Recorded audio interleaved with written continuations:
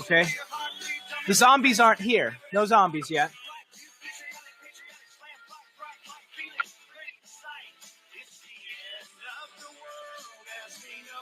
No, it's not. Folks, welcome to Remser Republic Live. It's a week into not signing the Paris Accords, and we are still here. Did you know we'd live? Huh? Did you know we wouldn't just randomly die? I knew that. I knew that a while ago. I knew that before it became popular to know that we're not all just gonna die. We're still good. Because climate change isn't man-made. Climate change doesn't even really exist except in nature. Because if we did actually listen to the progressive scientists, we'd be in an ice age and Florida would be underwater. And my trip to Arizona next week would be canceled because it'd be the next Great Barrier Reef. Welcome to Remser Republic Live. It's another great Tuesday. Thank you for tuning in with us. We've got a great show for you today. We've got a lot going on in the news. We'll cover a little bit of it. We'll cover some of it, but it's been a hectic week. Where are the main points you still hear? It's the fact that there was a terrorist attack in London. We talked about it with Tim Preuss yesterday.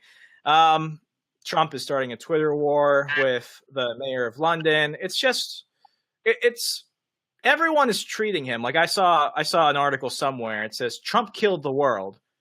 No, he didn't. You want to know who's doing the killing? We could name a few people, a few individuals who are actually going out and actually murdering people.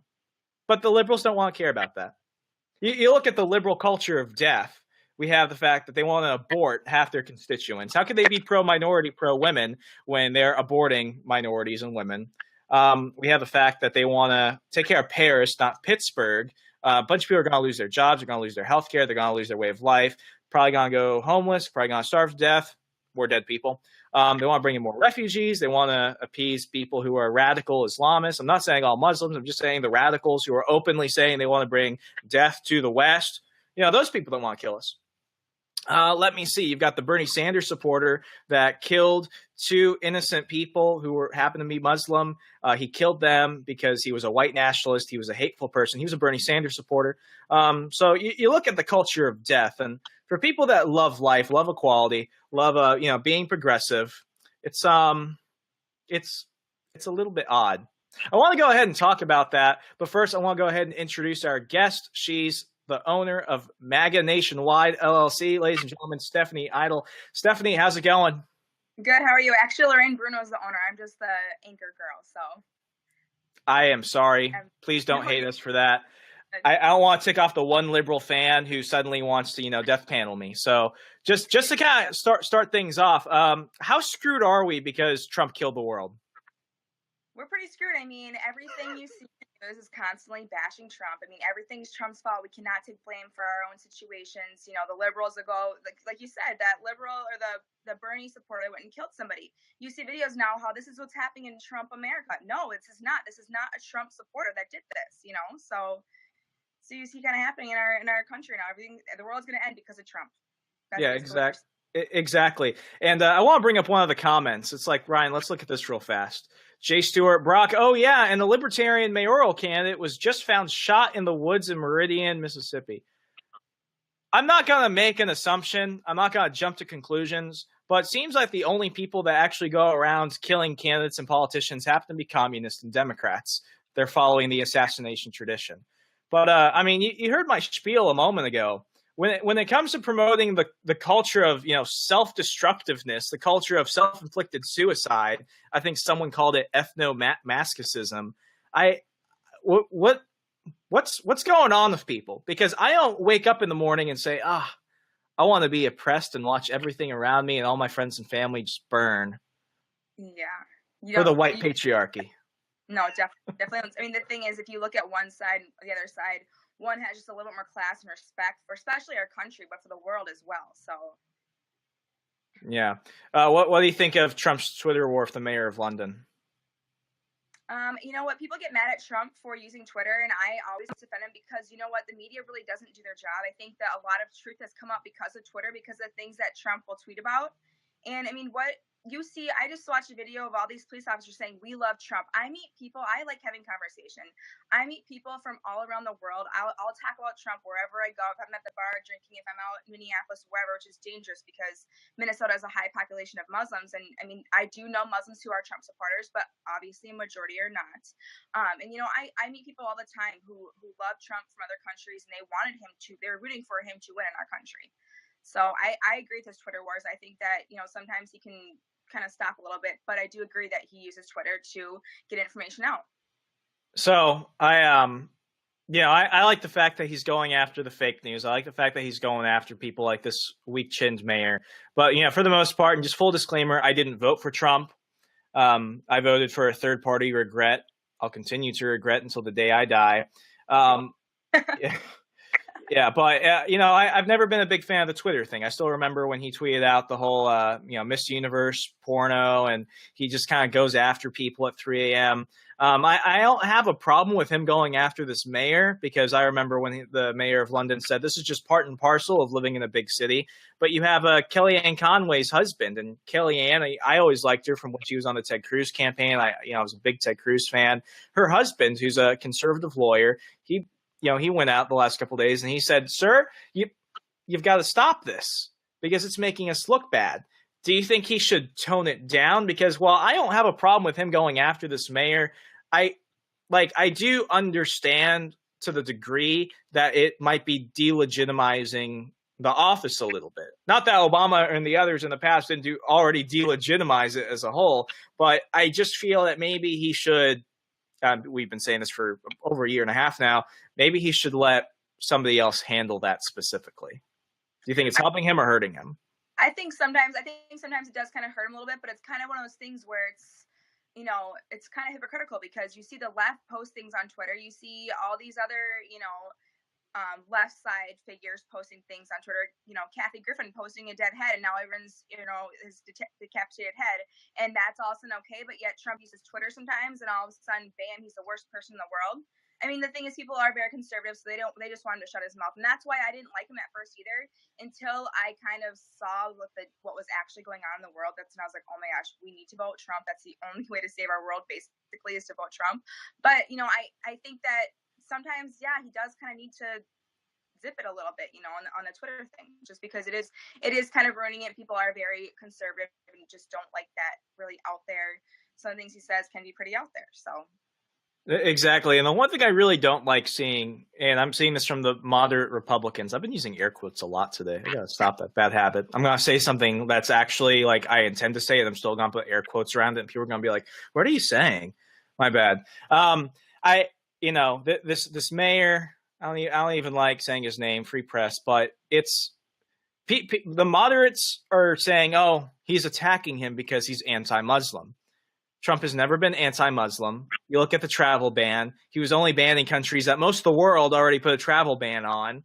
He was continuing the Obama travel ban, and he's going after this mayor because he's been an apologist for radical Islam. And I don't care if he goes on, like they had a vigil near the London Bridge, and he said, "This does not represent me."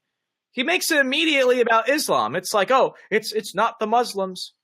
When you look at the radicalized terrorist hotbeds in the West, London has turned into one of them. When you look at the 7/7 bombings, when you look at most of the attacks around Europe, they've been coming from London. The most popular name for newborn boys since 2012, I think, was Muhammad. I'm not saying that Muslims are the cause of it. I'm not saying that Muslims are bad. I have friends who are Muslims. I don't, you know, I like a lot of them. They're cool people. We could coexist because we don't hurt each other. We don't take each other's stuff. They're cool. But there is a problem. If there were radical Christians going out and bombing buildings, I, as a Christian, would call out radical Christianity. And for Khan to say, "Oh, you don't represent me," it's not good enough at this point. He needs to speak out against the issue. And you know what? Even if I live in Minnesota, and we do have a high Muslim population, and they have been here. We have had terrorist attacks here, but they don't become national news. We had St. Cloud. There was a stabbing by a Muslim at the mall. We've had other little issues too with situations happening. We just had recently in Minneapolis, these two men were busted with weapons in their vehicle, and they did have ties to terrorism, but yet they're let go back onto the streets. It's like, well, why are we allowing this to happen in America? And when 9/11 happened, Egan High School in Minnesota actually has a career development class where you take it for 2 years. You can learn how to fly a plane, so it kind of gets you prepared for your career in the future. And they actually found one of the terrorists from the 9/11 towers back then that would only want to know how to fly the plane. He didn't want to know how to land it. Why was this not national news? I mean, this is obviously in 2001, but why was this not national news? And they found this terrorist at Egan High School. So it's an issue that we're not speaking out, and that's why I love what Trump does. He is speaking out against the issue. We never heard Obama talk about radical Islam or anything else like that. He stood up for them as well, and I do honestly believe in my heart, because I've seen interviews of him where he accidentally says it, I do believe that he is a Muslim. I honestly believe that, and I believe that's why he's allowed them to come here, why he allows them to take office, why he allows them to swear on the Quran when the Quran goes against our American values. I don't agree with that. I'm sorry, and I'm not racist, and it's not racist, it's a religion. So when people call me a racist, I'm like, it's a religion, it's not a race. So exactly. And I mean, here's kind of like the big elephant in the room. Trump's a white guy. We're a couple of white folks, Stephanie. It's very easy for us to go ahead and say, why aren't the Muslims calling the radicals out? But, don't, and this is just, hypothetical. This is nothing. This is just hypothetical.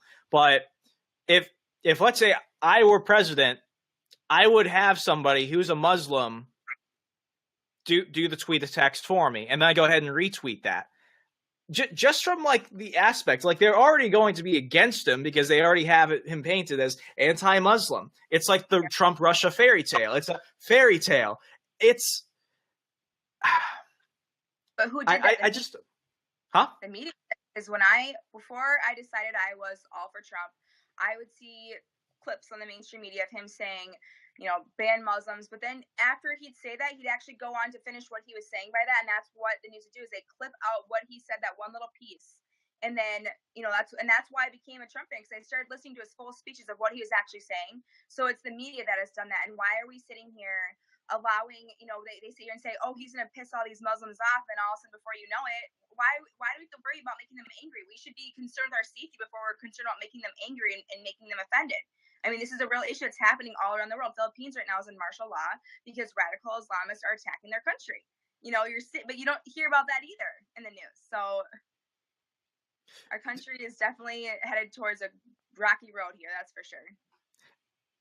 When it came to me growing up, with a Hispanic name, I've never really called myself a Latino because, my mom's half Korean, and my dad, who's from Puerto Rico, his mom was from Michigan. It just never really added up. And then when you look at producer Ryan, I don't know if you've seen a picture of him, but he's got, he's very, very pale skin, and he's got blonde hair. So I can't, people are kind of awkward when I pull the Latino card, but, growing up in public education, I was lumped in the liberal plantation that they put all minorities on. And, I didn't become a Republican because I just wanted to become a Republican. I was a Republican growing up because my parents were. I was a libertarian for years up until last November, when I was like, I want to actually make some actual change. I became a Republican as an adult, really. But here's the thing. We could talk about this, but, the Black community, the Latino community, every alphabet soup community, the left has them pinned down, and they have no one more pinned down than Muslims. What do you think is the issue with conservatives actually talking to Muslims? Do you think it's because they just don't want to talk to them, or do you think it's because members of the Islamic community just don't want to talk to us because of the outpour? I mean, where do you think that line is? Because it comes to the point where it's like, okay, we know this is the right solution. How do we actually start something? Because Trump, we've got to get somebody. I'm not saying he needs like a Muslim shield, but he kind of does at this point, because he's right about it. No, he is. And that's the thing is, there is a lot of truth to what Trump says about what's happening. And I had Muslim friends. I don't know if I still do because of things, my videos and things like that, but it's because I speak truth. So if you want to be an American and you want to assimilate and be a Muslim in America, then you need to start helping Americans speak out against these radical Islamists. If you see something, say something. But you're not seeing that. And you hear about these mosques that knew things were going on, they hear about how it's going on, then they should all be held accountable. If that's the case, if they knew, if any of them had red flags from something, you didn't say something, then you should be held responsible for terrorism just as much as that person. Why aren't you speaking out? Because you're scared for your life? So you're going to allow other American people to, or other, whether it's London or wherever you are, you're going to allow other natives of their country to be put in danger because you decide not to say something. That's an issue, So, and the thing is, like I said, I see a lot of conservatives that most of them haven't read the Quran, but that they speak out against the Quran. I mean, we read I talked to somebody who said the Quran has actually never been rewritten into English form. It's actually been translated, so it's not actually really what it says in the Quran. So unless you can actually read the real Quran, then it's not really what it says. So how do we know that they haven't changed the words to radicalize it? I do believe it's a very radical religion. I do believe a lot of this Muhammad does a lot of the same things that the satanic cult does, which that's another conversation with that satanic cult. It's a very real thing. I've done a lot of research into all of that. But it's the pedophilia, it's the child brides, it's the beheadings. You're seeing a satanic cult kind of do the same things. So when you hear about people who got out of the satanic cult, they're talking about the same things that Muhammad did in the Quran. So it's very terrifying when you look at that. So rewinding it a little bit back to where we were at the beginning, I bring up the fact that you have there was a rally in Charlottesville the other day here in Virginia, and they were trying to pull out the whole Trump Russia fairy tale as always, and they're talking about we need unity, we need love, we need all this stuff. The same people that support the Antifa who are beating conservatives and libertarians with bike clocks, but let's forget about that. Where do you think this mentality comes where it's like, this and this and this and this can either get other people killed or get me killed or a bunch of other people I love killed? What state of mind do you think American progressives are in to actually think this makes sense? Because we're talking about the same people that thought that Bernie Sanders was good at math and had really great ideas for the country and that Hillary was not a criminal. You know what it is? It's these. I was a hairstylist. I still am a hairstylist. But yeah. Anyways, I have conversation. I talk to college students all the time, and it's these colleges. I mean, this girl told me that unless she goes out and parties, and it's not even just the professors there, it's the students as well that they're all being taught how to think, what to feel, what to do, how to say things, and they actually have MoveOn.org and Media Matters and organizations like that are holding these. They had in Owatonna, what was it, the weekend of Memorial Day weekend, we got word that they're going to shut down the Memorial Day parade. So all of us patriots went down there to make sure that didn't happen. I'm pretty sure the police told them to stand down, but they had some kind of social media event. It was a political event to basically train them what to say, what to do, how to respond, basically. They came from all over. There's places from New York, from Washington. They came from all over into this small little community in Minnesota. So they're being brainwashed is what's happening. They don't even know what they're talking about. Like I said, if you have an argument and educated debate, they come back with name calling. So it's not really. It probably is a mental issue with them, but it's because they're being taught and they're being the word is brainwashed how to respond and what to do. So do you think even if they saw the truth, they'd still care? Or do you think they just want to be so right because it hurts? Like it hurts when I'm wrong about something. I don't want to be wrong, but it's gotten to the point where as an adult, it's like it's better for me to just fess up and say, okay, I screwed up something. That's called intellectual honesty. Do you think even if they learn the truth, they'd still care? I think some of them, for me, people say, because I always say I'm gonna educate my generation. I'm gonna change the world. Never last, I say that, but there's been times where I actually have changed the thinking of somebody else by having a respectful conversation, asking questions. And some of them obviously do not want to listen to you. But the thing is, if you can get those ones that actually want to listen, that are kind of seeing what's happening, if you can get those ones, then maybe they can get in there and speak to those people and say, hey, listen, maybe she's right, or educate them and tell them the truth and actually have them go do their research and look it up. And I think there is hope. I do think that some of them have too much pride and they do not want to admit when they're wrong. I know I've been there before. And like I said, as an adult, when you grow up, you do say, hey, guess what? I was wrong. Even though you don't want to, you definitely do it because you know it's the right thing to do. Exactly. Have you ever been to Dearborn, Michigan? No, and I don't think I ever want to. You should totally go there and film like a documentary of what's going on in Dearborn, Michigan.